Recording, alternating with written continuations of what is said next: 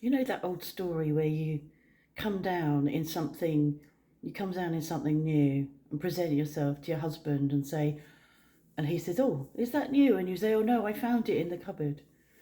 Um, I found this in my drawer, in my chest of drawers.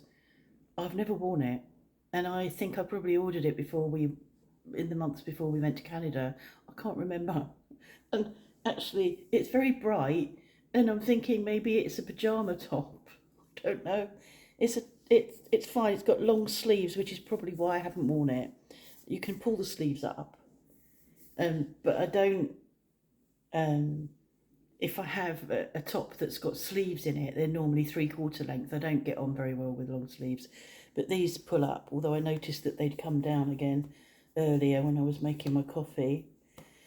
Yeah, it's a bit bright, but I had to put clothes on today that not reflect the weather, because the weather isn't this colour, but suitable for much cooler and damp weather. So outside is 12.6, inside is 20.9. I've got longer trousers on and longer sleeves, and yeah, the weather finally has broken, and I'm not unhappy about that. I'm quite pleased about that. Um, I do like. I think I was thinking about. Um, excuse me. I think I'm going to sneeze. I was thinking about how growing up in a temperate climate and how I grew up in a place where the seasons have always been pretty distinct. I think that reflects on how I feel about the weather now when it isn't in season. The weather we've just had is not, it wasn't seasonal. You know, to have that sort of heat up into the almost into the 30s in the first 2 weeks of October is just not right. And it just doesn't feel comfortable. I feel much more comfortable when the seasons are correct. And I'm um, quite liking the fact it's a bit damp and miserable out there. I probably won't be if that carries on for the next few weeks. But I like a bit of weather. And I realise also that I get quite stimulated by the weather. So when there is a change coming, um, it it impacts on my quality of sleep, um, which is my own fault. So I'm listening to the weather. I love listening to the wind. I love listening to the rain. And I, when we went to Normandy this time last year, I didn't sleep so well because I was listening to the sea. I know that when you live somewhere, you get used to it, so I'd probably get used to it. But yeah, I get quite stimulated, so I find it quite hard to sleep when I know there's going to be exciting stuff happening outside the window, or I can hear exciting stuff outside the window. So yesterday was quite busy for us, and we didn't go anywhere. Well, we hadn't gone anywhere, and we were in all day. I was up between 3 and 5 the morning, yesterday morning. Yesterday morning? This is Saturday morning. So I was up between 3 and 5 on Friday morning, and thought I'd do my online shopping. And I haven't done that for a while. And we tend to sort of go to local shops and I buy bits and pieces that keep us going. But I'd realised that I was missing a lot of the things that you use to make up a meal. So a lot of vegetables, and I've got plenty of meat that we buy from local producers. So I'd got plenty of meat, but I hadn't got the other bits that go around it. And my frozen veg stock had depleted quite a bit, and I thought it would be a good idea to stock up on a load of different frozen veg, because when I watched the Tim Spector stuff and all the the programs about nutrition, they say frozen veg is as good as fresh veg. And whilst I like fresh veg, I've bought some more broccoli. If you don't use it, it goes off quickly, which is really irritating if you're not keeping on top of it. So actually, frozen veg doesn't go off, and you've so you've always got it, but it does go off eventually. So I did a big shop. So that arrived yesterday morning in a Tesla, which it's very unusual. Normally, the people that deliver the shopping are in sort of ropey cars or, just general family cars. They're normally people that I assume are doing that job for sort of not very much money, because I pay £7.99 to have my shopping delivered. So I don't know how much of that the shopper deliverer gets. Um, but you'd have to do a lot of mileage, wouldn't you, to build up a decent day's wages. But so this guy turns up in a Tesla. So he's unloading it, and Mark's out there going, "Oh, nice car," in English, which he obviously understood. And then I stood there and I said, "My son's got one of those." I said, "I don't like it because I don't like Elon Musk." He laughed. I said, I spoke in French. Yeah, so we had shopping delivered, so that was quite a bit to put away. Um, we'd loaded up the car with Joe's chest freezer, so it was really nice to be able to get in and out of my freezer and the utility room without having to walk around her freezer. So that was loaded into the car. And then we were waiting for the washing machine to be delivered in the afternoon, and that came about 2:30. And they're really good darty. They took the old one away. There's two of them. They take the old one away, bring the new one in, plumb it in, explain it to you, test it, and off they go. It's very efficient, and it always has been. The first thing we ever bought from them was when we first came, and I'd got a potager where I was growing veg and we were harvesting stuff and whatever. I bought a big chest freezer that I could freeze food into, and they came and delivered that, and very efficiently, and they've always been efficient. So I always use them where possible. I think I've probably overdone it with the washing machine. I was sitting looking online the other night for a washing machine, and ours was the one that had broken was hadn't we'd bought it some years back, and it was like we hadn't got a lot of money, and it was like, well, we'll just have to have that one. And it was 7 kilogram capacity, and it wasn't ever really enough for us when we get to top capacity in our linen basket.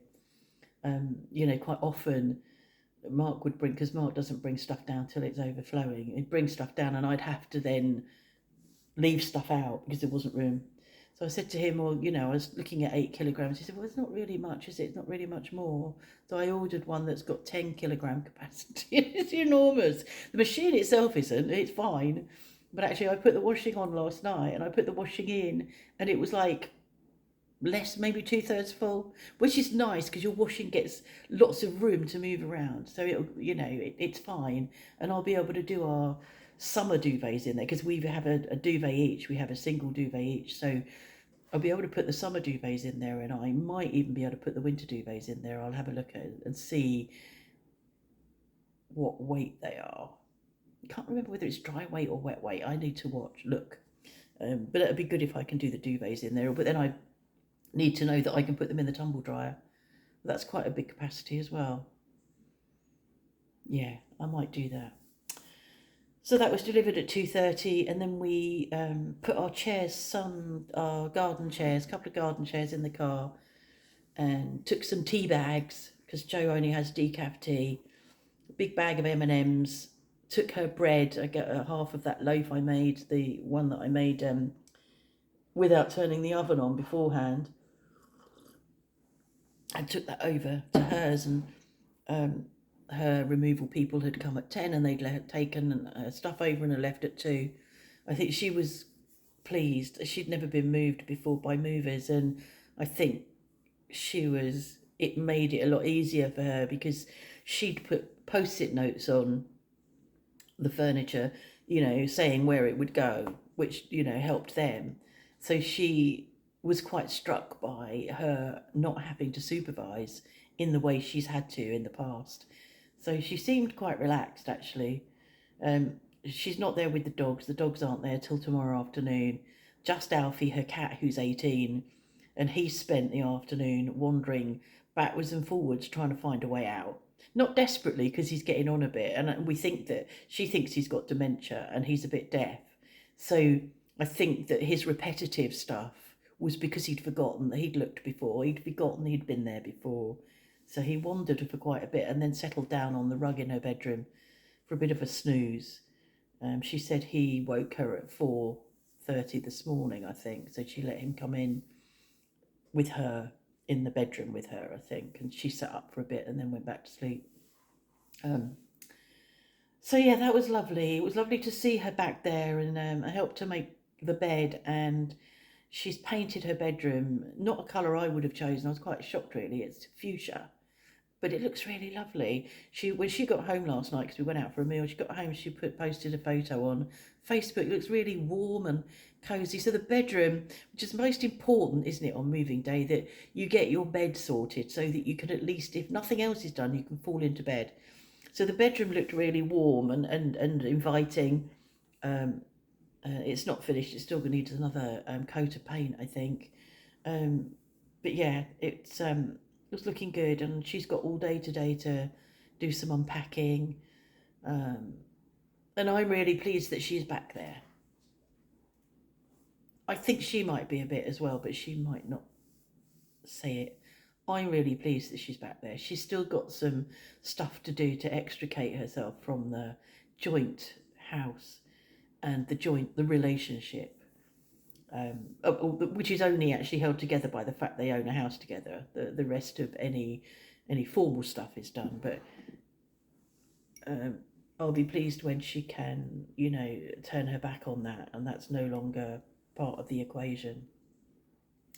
And I'm hopeful that she'll make better decisions in the future.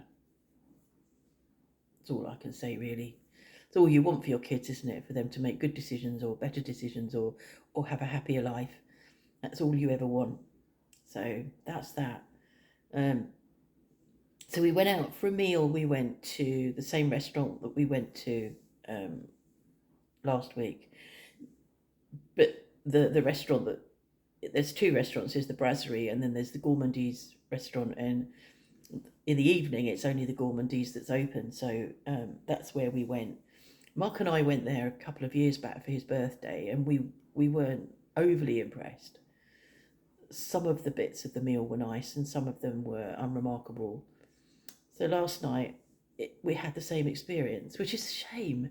It's such a shame, because it must be the same chefs doing the cooking who make this amazing food that we eat at lunchtime on the daily menu.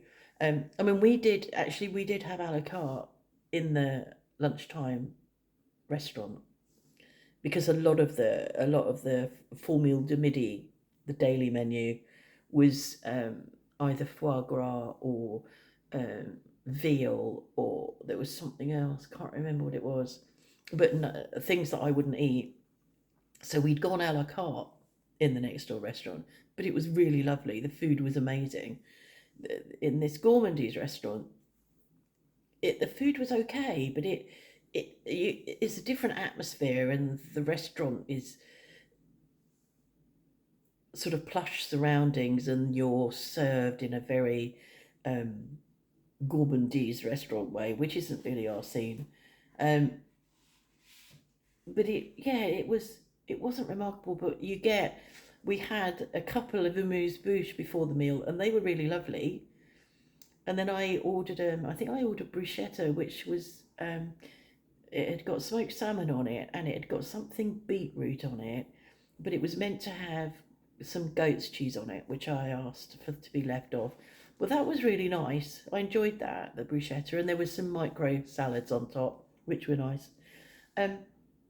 But my main course, which Joe had as well, was lamb done two ways. So there was a small lamb chop, and then there was a shoulder of lamb that had been, I think, carved and then brought together and probably cooked sous vide. So it was very tender, but I like my meat to have bite, and it hadn't got any bite because it was just tender, and shoulder of lamb's quite fatty, and I like my meat to have the fat in it, because that's good for you, people. Fat is good for you. It doesn't make you fat. Well, That didn't make me fat. It's the steroids and the carbs. Um, so yeah, there was a small lamb chop which was done how I wanted it, but yeah, it wasn't special. Um, they had dessert, I didn't, because I knew that had had enough. I knew even when ordering our food, I knew that I wouldn't have room and want dessert. Quite often, I don't want dessert because it just is that step too far. Um, because you've had a rich meal and then you have the dessert on top, and it's a step too far. So I really didn't, and I'm really pleased I didn't order dessert because I by the time I'd finished the two amuse-bouche and my entree, I was already feeling full. Um, I think my stomach's really shrunk with this um, short eating window that we have because we're only actually having one meal a day and then a couple of small slices of toast in the evening. So my stomach's really shrunk. So I didn't have dessert, they had dessert. But I don't think any of us were that bothered by the meal, or, we weren't sort of raving about it. So that was that. We came home, we took Joe back, and then we came home and we're really tired. We got back at 10, really tired, and sort of sat about a bit, um, mooched around on the internet for a bit, and then we went to bed and I had a crap night. That's neither here nor there, but I had a crap night. So yeah, it felt really busy yesterday. Well, I'm pleased that she's back there. The bread that I cooked from a cold oven. I think if I were to do that again, which I may do, um, I might take the cooking stone out because I don't think it helped that the cooking stone was also cold. So I think the bottom of the bread didn't cook as well as it might have done in those circumstances. It rose really well. It looked really good. It's probably one of my better looking loaves. Not better looking, but better risen loaves. But actually, the stone and the bottom of the casserole pot would have been cold and so wouldn't have heated up very quickly. I think the casserole pot would have heated more quickly had it not been on a cold stone. So tomorrow's bread, because I won't cook it till tomorrow, I've got another starter on the go. Tomorrow's bread I will do from cold again because it makes sense that, because the oven is heating for a long time. It's a lot of electricity. I'll do it from cold, but I'll take the stone out. So that will be tomorrow. So there's not a lot to do today. Apart from me I fed the starter so it can just do its own thing. It'll take several hours to grow because it's not very warm in here. I've got fish for lunch, our main meal, which I'll do with, I'll have a look and see what vegetables I bought. I won't do the broccoli because we had that the other day, but I'll have a look and see what frozen veg I bought, and I'll do it with some frozen veg. And I bought some chips, some frozen chips, and some frozen potato products. Because the thing about this is that we're doing this fast thing and we're eating carbs. We're not meant to eat carbs on steroids. Well, it's not, no doctor says you don't eat carbs. But it's recommended that if you're on steroids that you are low carb to try and reduce the weight gain. But I have lost weight. I don't feel like I have it doesn't look like I have around here. I was looking at myself the other day and thinking I don't feel I have. But on the scales I've lost weight, and I've definitely lost dimensions. I've got a little smaller dimensionally. It's probably not the right way to say it, but I don't care, as you know. So that's that. That's it. It's Saturday. It's a damp Saturday in October, and autumn finally has started, and I'm quite happy that. But this is my second cup of coffee.